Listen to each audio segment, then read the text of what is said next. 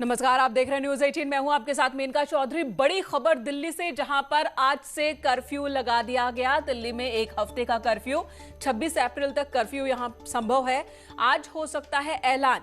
बढ़ते कोरोना संक्रमण के मद्देनजर एक बड़ा फैसला दिल्ली से। आज एक हफ्ते के कर्फ्यू का ऐलान हो सकता है, जो कि 26 अप्रैल तक चलेगा। संभव है आज इस ऐलान का इंतजार हो रहा है। उम्मीद की जा रही है, जिस तरह से कोरोना के आंकड़े दिल्ली में बढ़ते जा रहे हैं। वीकेंड कर्फ्यू पहले ही लगाया जा चुका है, लेकिन कहा जा रहा है कि इस पर कंट्रोल करने के लिए, कोरोना पर काबू पाने के लिए एक हफ्ते का कर्फ्यू दिल्ली में लगाया जा सकता है। और आज सीएम अरविंद केजरीवाल इसका ऐलान कर सकते हैं। राजीव हमारे साथ इस वक्त मौजूद है। राजीव, क्या खबर आपके पास? बिल्कुल, देखा जाए तो जिस तरह से दिल्ली में कोरोना संक्रमण को लेकर हालात बिगड़े हुए हैं, ऐसे में जो है मुख्यमंत्री अरविंद केजरीवाल जो है 26 तारीख तक, मतलब 26 अप्रैल तक के लिए जो है कोरोना कर्फ्यू लगा सकते हैं। इसमें पूर्ण रूप से बंदी रहेगी। सबसे बड़ी बात यह है कि अभी समीक्षा बैठक चल रही है उनकी एलजी के साथ, और इसी पे मंथन चल रहा है। देखा जाए तो दिल्ली की स्थिति बड़ी ही डरावनी हो गई है। 24 घंटे में जिस तरह से 25,000 केस सामने आए हैं, उसके बाद लगातार जो है चिंता का विषय बना हुआ है।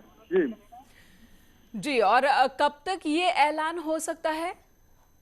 देखिए, यह जो बैठक चल रही है एलजी के साथ मुख्यमंत्री की, उसमें इसी बात पे मंथन चल रहा है कि कब तक के लिए जो है कोरोना कर्फ्यू लगाया जाए और कब तक पूरी तरह से संक्रमण का जो चेन यहाँ फैला हुआ है उसको हम लोग तोड़ने में सफल हो गए। क्योंकि जो अस्पतालों की स्थिति है बहुत ही भयावह है। मरीज के लिए बेड नहीं मिल पा रहा है, ऑक्सीजन नहीं मिल पा रहा है, तो स्थिति दिन प्रतिदिन बिगड़ती जा रही है।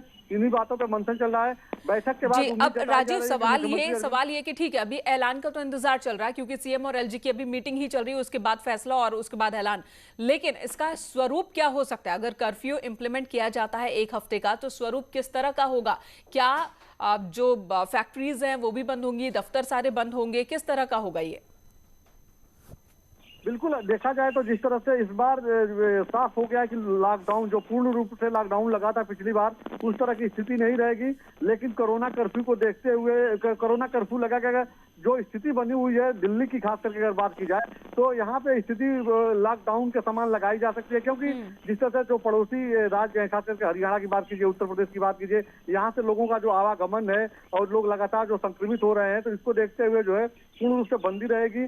जैसा कि अभी अगर राजस्थान की बात जी राजीव, तो बने रहे हमारे साथ। सुशील पांडे भी दिल्ली नोएडा बॉर्डर से हमारे साथ जुड़ गए हैं। सुशील, आपसे जानना चाहेंगे कि दिल्ली नोएडा बॉर्डर पर इस वक्त के हालात क्या है? खबर यह भी आ रही है कि दिल्ली में एक हफ्ते का कर्फ्यू लगाया जा सकता है।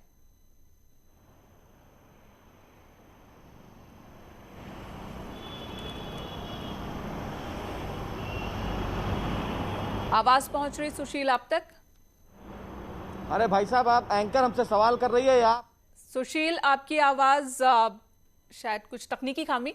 सुशील इस वक्त हमारे साथ नोएडा बॉर्डर से, दोबारा उनके पास चलेंगे, तस्वीरें दिखाएंगे कि दिल्ली नोएडा बॉर्डर पर हालांकि पिछले कुछ दिनों से ही यहां पर सख्ती ज्यादा कर दी गई है, सख्ती बढ़ती जा रही है। आने जाने वाले लोगों को चेक किया जा रहा है, खासकर वीकेंड्स पर, खासकर रविवार को सख्ती अब तक देखी जा रही थी। लेकिन अब एक बड़ा ऐलान हो सकता है दिल्ली की सरकार की ओर से, और वो ऐलान कर्फ्यू को लेकर हो सकता है। सुशील का रुख एक बार फिर से करेंगे। सुशील, अगर आप तक मेरी आवाज पहुंच रही है तो हम चाहेंगे कि आप दिखाएं कि इस वक्त बॉर्डर के हालात कैसे हैं, वहां पर चेकिंग हो रही है या क्या? इसी बीच खबर यह भी आ रही है कि दिल्ली में एक हफ्ते का कर्फ्यू लगाया जा सकता है।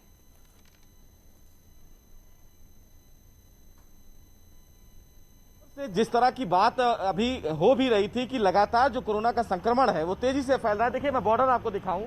बॉर्डर पर अभी जो स्थिति है वो सामान्य है, और चूंकि 35 घंटे का जो मेन का कर्फ्यू था वो फिलहाल खत्म हो गया है, इसलिए तमाम जो बैरिकेड्स हैं उनको फिलहाल हटा दिया गया है। ये नोएडा और दिल्ली को जोड़ने वाला फिलहाल मेन जो चिल्ला बॉर्डर है, यहीं पर फिलहाल जो मेन बॉर्डर है जो फिलहाल नोएडा और दिल्ली को जोड़ता है। फरीदाबाद का भी रास्ता इसी बॉर्डर से जाता है। सबसे महत्वपूर्ण बात इस मामले में ये भी है मेनका कि जिस तरह राजधानी दिल्ली में कोरोना का संक्रमण तेजी से फैल रहा है, दिल्ली में बेड्स नहीं हैं, ऐसे में अब फिलहाल दिल्ली के मुख्यमंत्री एक बड़ा फैसला लेने वाले हैं। उपराज्यपाल के साथ उनकी बैठक हुई है।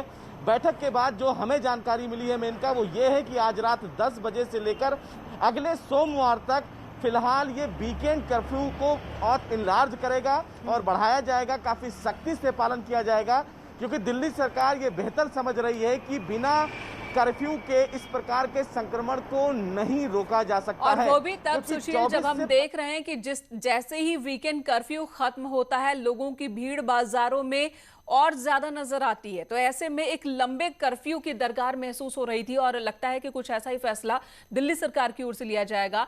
लेकिन आपसे ये जानना चाहेंगे कि ये फैसला किस तरह का होगा। ठीक है, आपके पास लौटेंगे। एक और बड़ी खबर आ रही है, धन्यवाद इस वक्त पूरी जानकारी देने के लिए। दिल्ली में कर्फ्यू के मसले पर एक बड़ी खबर कानपुर से, बीजेपी एमएलए के भाई की मौत हुई है। एमएलसी सलिल बिश्नोई के छोटे भाई की मौत हुई है। सलिल बिश्नोई के भाई की कोरोना की वजह से मौत हुई है। तो बीजेपी के एमएलसी हैं सलिल बिश्नोई, जिनके छोटे भाई की मौत हो गई और वो भी कोरोना की वजह से हुई है। कानपुर बीजेपी विधायक के भाई की मौत की खबर आ रही है।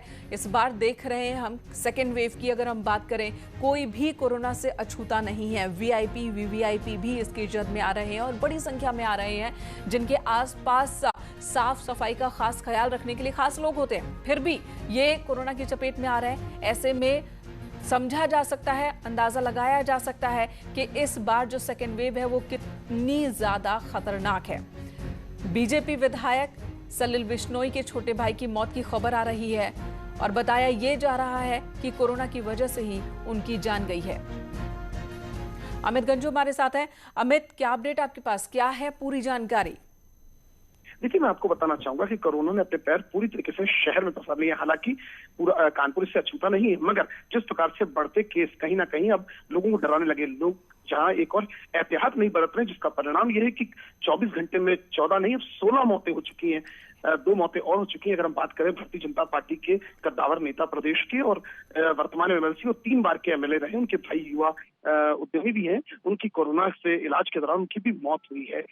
दर्दनाक और दुखद बात कहा जाए तो गलत नहीं होगा, और कहीं ना कहीं ये मौत के आंकड़े डराने वाले हैं। लेकिन लोग शायद अभी भी नहीं चेत रहे। कई लोग क्षेत्र ऐसे हैं, चमनगंज, बेकनगंज, इफ्तिखाराबाद, नाला रोड, तेजबाग, डुमरियागंज, यहाँ तक कि घाटमपुर, यहाँ तक ग्रामीण अंचलों में लोग ठोड़ियों पर मास्क बांधे घूम रहे हैं। पान की दुकानों पर, ठेलों पर, खोमचों में बिना मास्क के घूम रहे हैं और बीमारियों को दावत दे रहे हैं जिन्हें रोकने वाला कोई नहीं। बिल्कुल अमित, धन्यवाद इस वक्त पूरी जानकारी देने के लिए। तो दर्दनाक खबर जहां पर बीजेपी विधायक सलिल बिश्नोई के छोटे भाई की मौत हुई है, कोरोना की वजह से मौत हुई है।